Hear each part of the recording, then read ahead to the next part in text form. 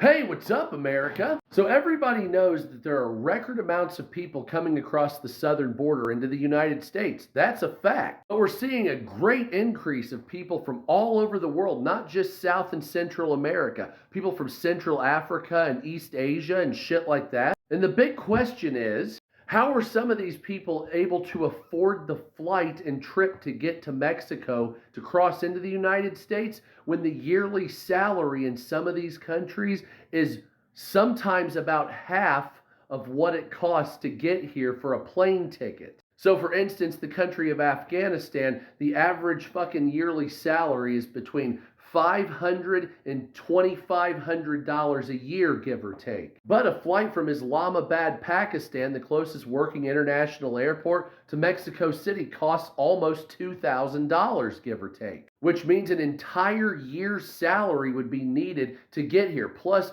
walking to Pakistan and flying to Mexico City to walk to the border, a major feat and high cost. Yet thousands upon thousands of people are finding a way to do it. It's the same with an uptick of people coming from Central Africa and nations like Sudan, where the average yearly salary is somewhere about $3,500 to $4,000 a year. But a ticket from Sudan or the neighboring countries to Mexico City, which is the biggest airport in Mexico, is around $1,700 to $2,000 after taxes and all that other shit. Yet there's entire families and hundreds, if not thousands, lining up from these places to come here.